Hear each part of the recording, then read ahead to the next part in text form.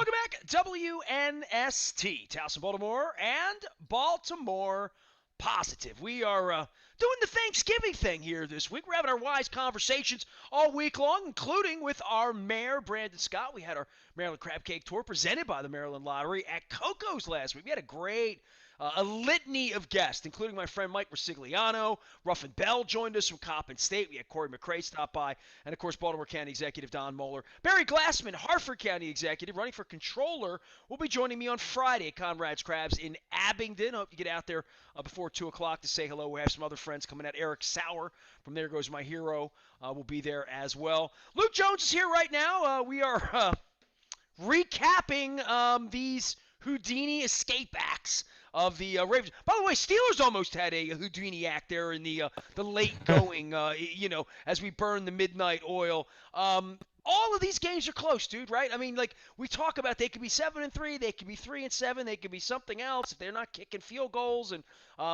having this cardiac comeback thing. Somewhere along the line in the press room, I don't know if it was Jameson, Jeff, somebody asked him, maybe it was Jonas, about the sort of, not just the resiliency of coming back, but doing something week after week that they didn't do. This was sort of a card trick that you didn't know if they had this in them, and certainly not without Lamar Jackson on Sunday in Chicago. Yeah, and that's where I think it is difficult to, we talked about in our previous segment. I don't know if we learned a ton about the Ravens that we didn't already know from the context of they've come back this year. They've had the issues with their offensive line. They've had the issues constantly giving up big plays at the worst possible times for the defense. Now, you learned about Tyler Huntley, and that's good, but let's face it, you hope Tyler Huntley doesn't have to take another snap the rest of the year. But inevitably, he might have to. So maybe that's good in that way. But as I said before, and as I wrote at BaltimorePositive.com, I mean, survival is the word that keeps coming to mind for me. And I don't say that to be disparaging. I say that as a credit to the Ravens when you consider all of the players they were without on Sunday, all of the players they've been without all season, going back to the end of training camp. They figure out ways to win. And I think, to your point, talking about even the Steelers-Chargers game on Sunday night, what we're seeing in the AFC is, I'm sure there are good teams within that group of, 10 to 11 that are still kind of sort of in the mix.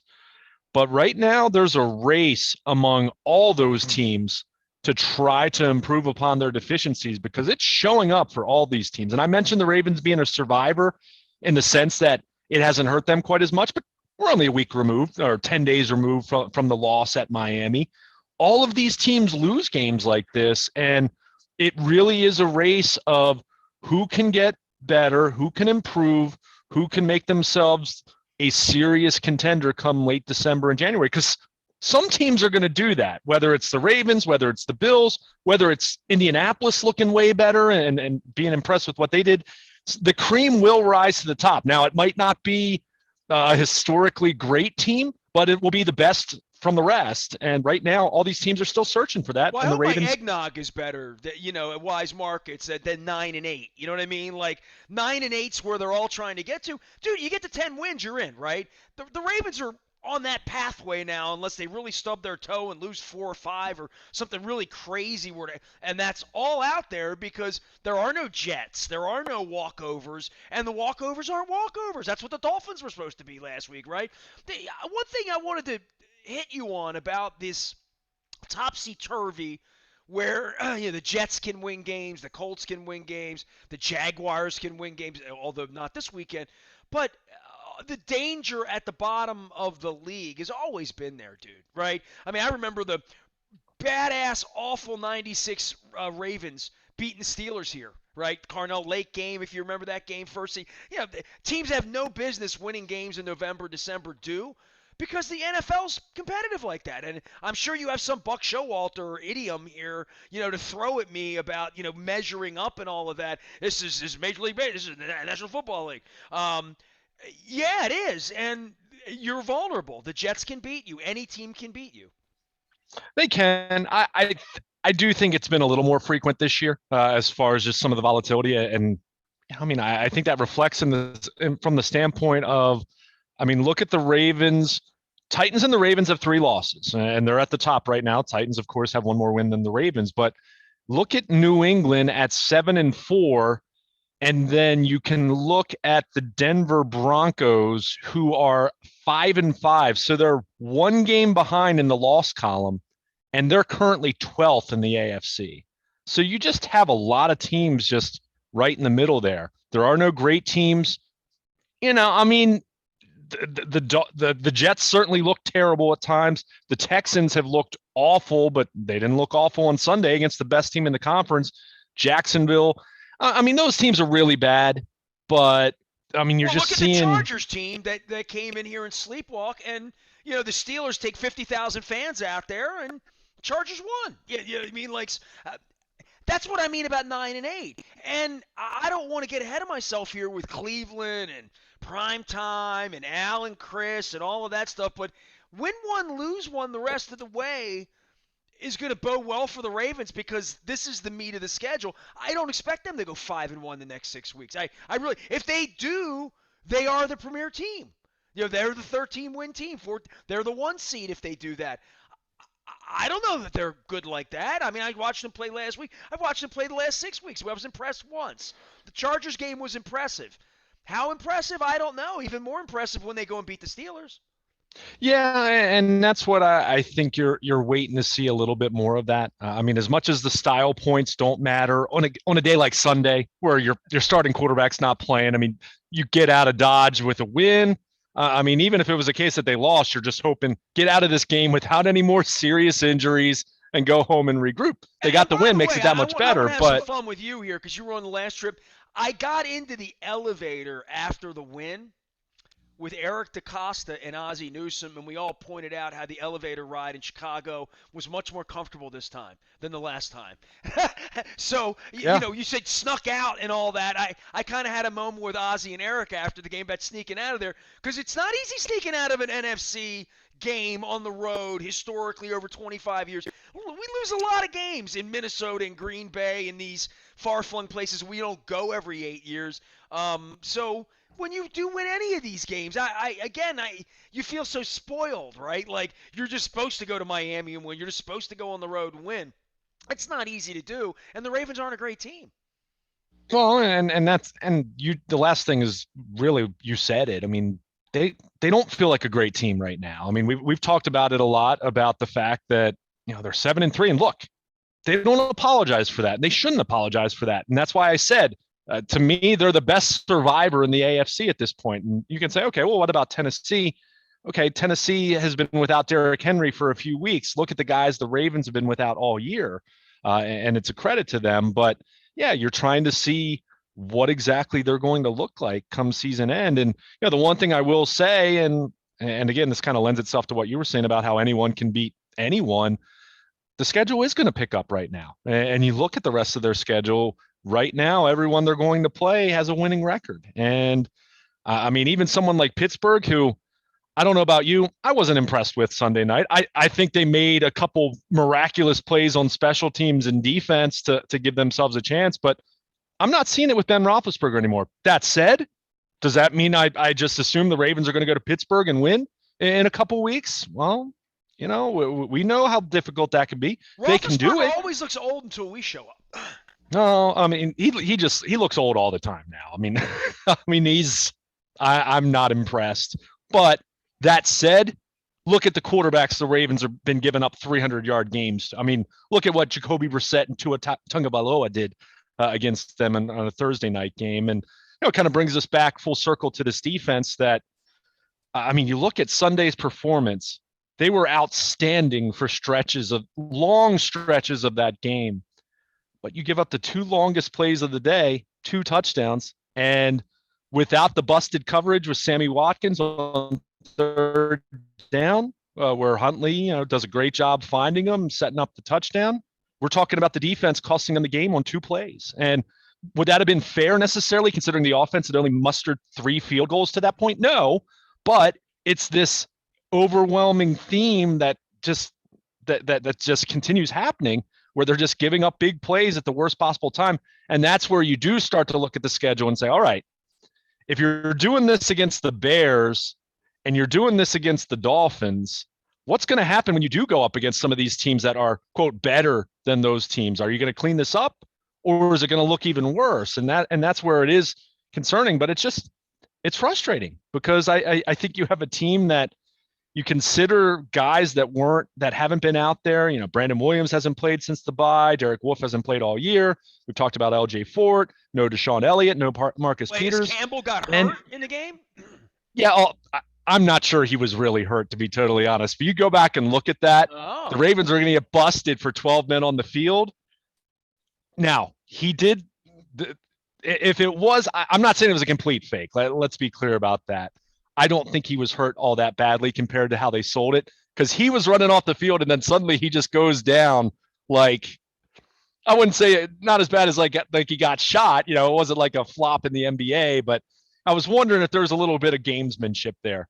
But your overall point, if they would lose Calais Campbell, knowing how important he's been, but their defense plays so well for long periods of time. And I mean, you look at the game on Sunday, once again, outstanding on third down. We've seen them just be so good in that department. They were 2 of 11 on third down. The Bears were trying to convert.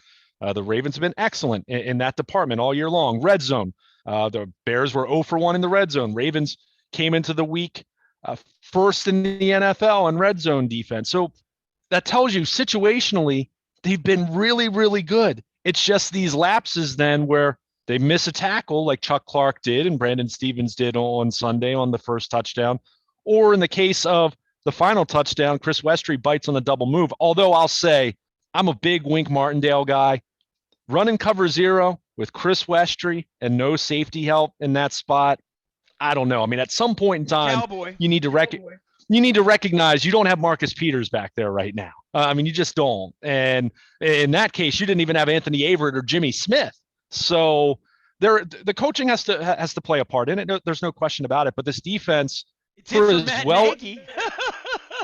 yeah, but as well as this defense plays for long stretches of time, it's completely ruined by these big plays, and they count. Like I'm not being dismissive saying that. That's how it is. I mean, it reminds me of a pitcher who striking out 8 guys, but then gives up the 3-run homer at the absolute worst possible time in the game. I mean, you're going to remember that. You're not going to remember all the strikeouts or the velocity or any of that. I mean, they're having really good performances, otherwise really good performances, completely ruined by these big plays. And at some point in time, in the same way we've talked about the comebacks, at some point in time, you keep looking at this and say they're not going to be able to sustain this. At some point, this is going to sink them.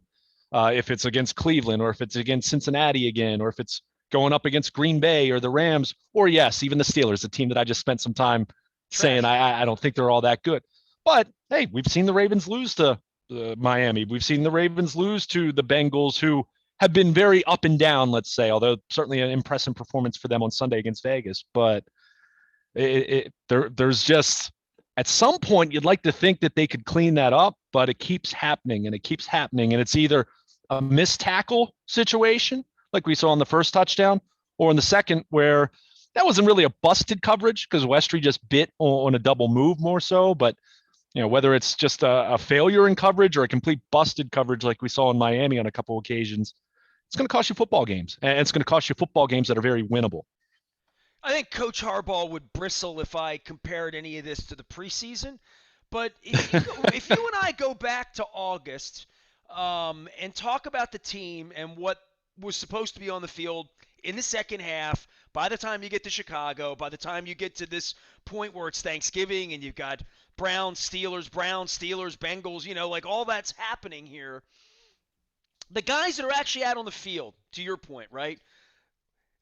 Let's not talk about the guys that aren't playing, the Brandon Williams and the guy and all of that, but the guys who are. You're talking about Brandon Stevens. You're talking about Chris Westry. These guys that you were saying back in August, yeah, the Ravens like them, but they don't want to see them on the field. They got Peters and Smith, and they're hoping, all the best case scenarios of your salesmanship of the offseason and Eric DeCosta's, which was we're stacked at running back. We're stacked at wide receiver. I don't know how we got too many guys, and we believe in Duvernay, and we believe in Prochet, and these other guys that you don't believe in yet, and we believe in young Brandon Stevens, and we believe in Patrick Queen's going to make some plays, but more than that, the down the roster guys. I mean, there are guys out there making plays 57. I'm like, who's this Christian guy with the K? I'm learning names and players, and I'm looking at the roster as well. And it's Thanksgiving. I mean, the guys that are on the field are not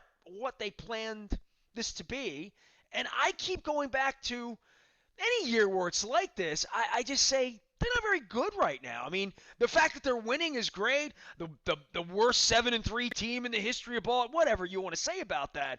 Um, the pudding comes now because they have to go play these big games where the swing becomes a 2-game swing every time you play in the division and with conference record if you're talking about 7-8 weeks from now fighting. But if they're 7-3, there should be no reason that they have to count bananas and how many conference wins do we have and point different. I mean, they're in the catbird seat to do well. And if they go 2-5, you know what I mean, and they stink and they lose Packers and the Rams, which are very tough games. They're both here, right? But so they have really tough out of conference games. I would just say, and it's not even a suggestion, I just don't. This isn't a good team. It's not a great team at all. It's not a Super Bowl the way we'd see it. But given where the tide of all the rest of this is and the players they're actually playing with right now, to your point, and I'm sure you'll do the math on this, how much against the salary cap is not on the field for them, big money, that this fans should enjoy this. I mean, the cardiac part of it, even if they lose a game like that on Sunday, you say we played our backup quarterback and gave him hell for 4 quarters in Chicago and couldn't kicking field goals in the sandbox, as John Harbaugh would say. I was prepared to get on the plane and come home with my feelings hurt, quite frankly. I called it stealing a game, and they played hard. They were there at the end. They did what they needed to do when it happened. When the game was really on the line, they moved the ball enough. It's an impressive win for me, but I'm not impressed by the team in that way. I don't sense Super Bowl stock in this, but the next 6 weeks would tell me that if they go out every week, and even if they're winning ugly like this against the Browns and coming back the way they did last year, I stand impressed by the resiliency of it and how well coached they are on a week-by-week basis, because they do have a bunch of guys running around who weren't in the plan.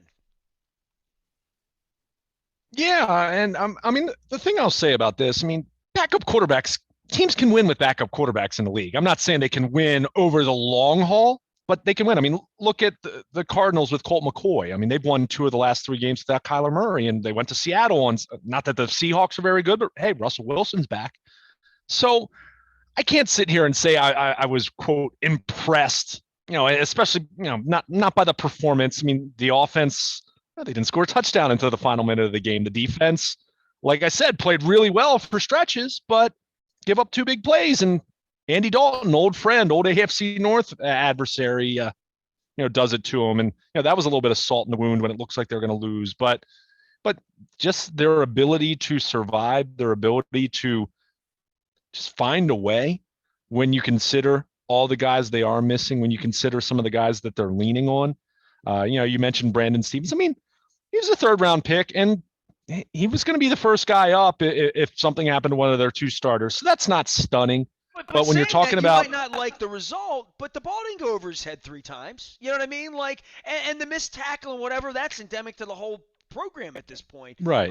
Because they are high wire guys. I mean, Rob Ryan's in there calling it the way he calls it. They're all strips. They're all looking to strip. I mean, they're all looking to make a big play. So that's who they are as a defense. Their profile.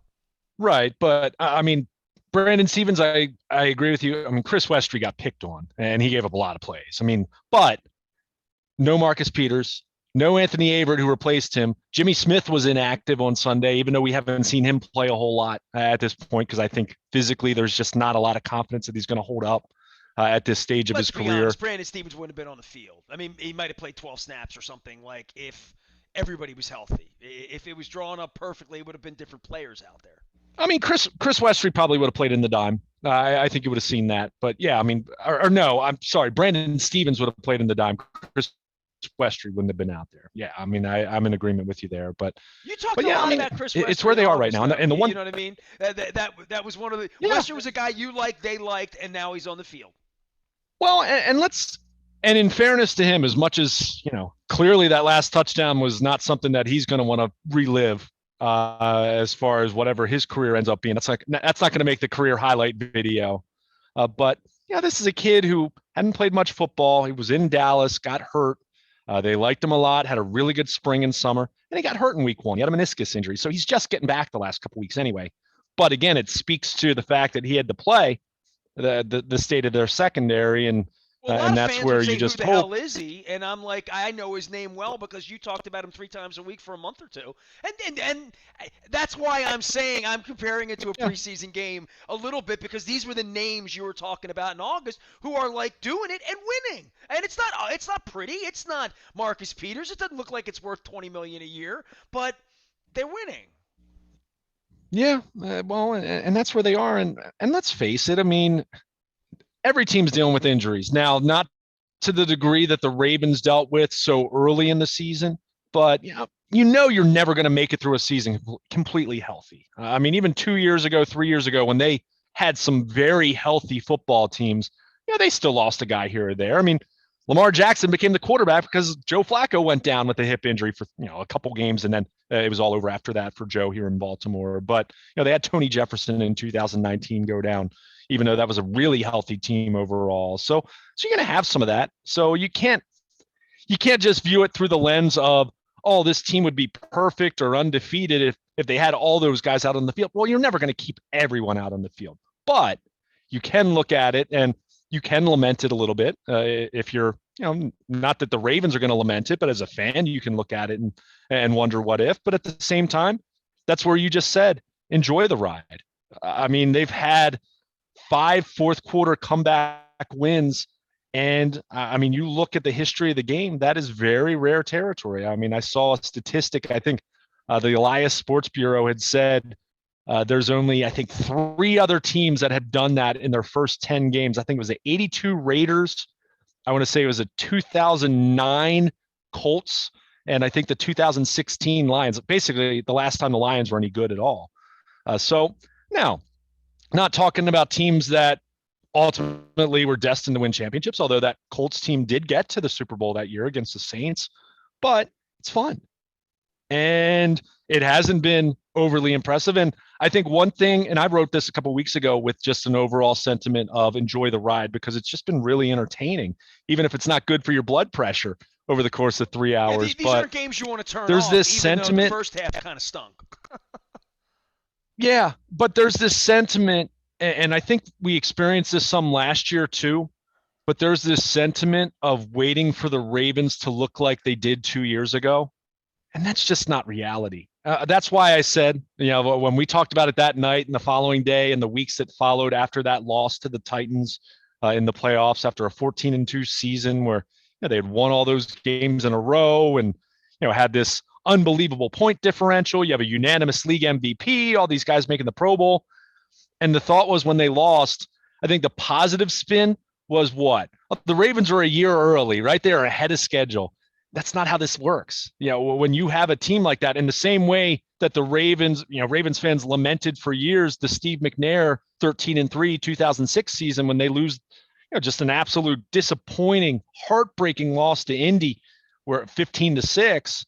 Those years don't come around very often, and I'm so still much waiting of on it the Davey does relate. Johnson era to come back, right? I mean, Yeah, well, I mean, they there were you the go, best a team. 98 win, wire to wire, right? And no question. But the best team doesn't always win. But what's painful about that is, as much as at the time you want to tell yourself that, hey, they'll do this again. And look at the 2012 Ravens. They weren't as good as the 2011 Ravens. I don't think they were even, dare I say, I'm not sure they were even close to as good as the 2011 Ravens when you consider the difference in the defense, the injuries they had that year compared to the year before. I mean, it was a very different team. And they really, even though they still won 10 games compared to 12, remember, that was a grind. And there were a lot of games that they kind of won very similar, very eerily similar to this year, where you just And by say, the way, they I lost a don't know if game they're to that like good. Jacksonville or something, right? Like that 9-6 Ray Well, that was Rice. 2011. Right, But I right. mean, they've with good teams, they've lost these kinds of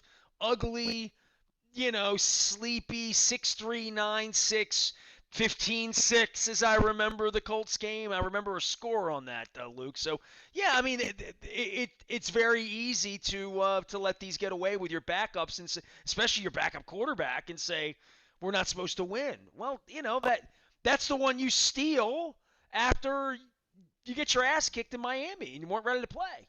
Yeah, I mean, to me, this was a good placeholder win in the sense that they didn't lose.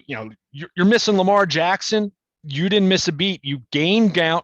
You gained ground in the AFC hierarchy, talking about Tennessee and Buffalo and the teams at the very top, and you maintained your lead in the AFC North with that win. I mean, as unimpressive as that was in a lot of ways, you're just happy that you didn't lose anything, knowing that your best player wasn't out there. So, they're not going to be the 2019 Ravens. I'd be shocked if they're blowing teams out in the coming weeks, but they're finding ways to win games. And as we've seen, go back to 2012, I just mentioned it, all those wins, and they had the 3-game losing streak late in the season. All it takes is 1 or 2 games to really get you going, and then there you go. You make a playoff run, and the rest is history. And quarterback gets $120 million, or in this case, Lamar Jackson will get $450 million or whatever it is, and you'll be champions. But they've got a lot of work to do between now and then. But you'll gladly feel that way when it's 7-3 rather than falling to 6-4 and not feeling good about yourself. Let's get some fluids into Lamar and get him ready to play here this week. Luke Jones is around. He'll be in Owings Mills all week long, including for the Gobble this week as the Ravens get ready for a Sunday night game against Cleveland Browns. I have a bunch of our Cleveland friends coming on this week. Mayor Brandon Scott joined us over at Coco's in Lauraville last week on the Maryland Lottery Maryland Crab Cake Tour. We're letting ourselves play. We're getting back to Bel Air and Abingdon on Friday. We'll be at Conrad's Crabs having a crab cake with Harford County Executive Barry Glassman, as well as my pal Eric Sauer from There Goes My Hero, and some other dignitaries and guests who are bored on Black Friday. I want to stop by between 2 and 5 up in Abingdon. Next week, we're at Pappas next Friday, December 3rd, before the Pittsburgh game. We're going to be up in Cockeysville doing that from noon until 3. Got some great guests lined up for that, including my pal Jim Reese. Leonard Raskin's going to join us. There's a rumor, Luke, that Mike Bordick may be joining me at Pappas for a crab cake. That would be a baseball crab cake at Pappas on December 3rd. All are brought to you by the Maryland Lottery. I also want to give some love to our friends at Wise Markets for the Wise Conversations, the pumpkin pie ice cream. At some point, somebody will find me some eggnog ice cream because I'm without right now, and that has to change in the next 48 hours, or it's not going to be a happy Thanksgiving for me. Luke and I are going to talk some offense, some running game. We're going to be around all week long, getting you ready for the Cleveland game. We are WNST, AM 1570, Towson, Baltimore, and we never stop talking Baltimore positive.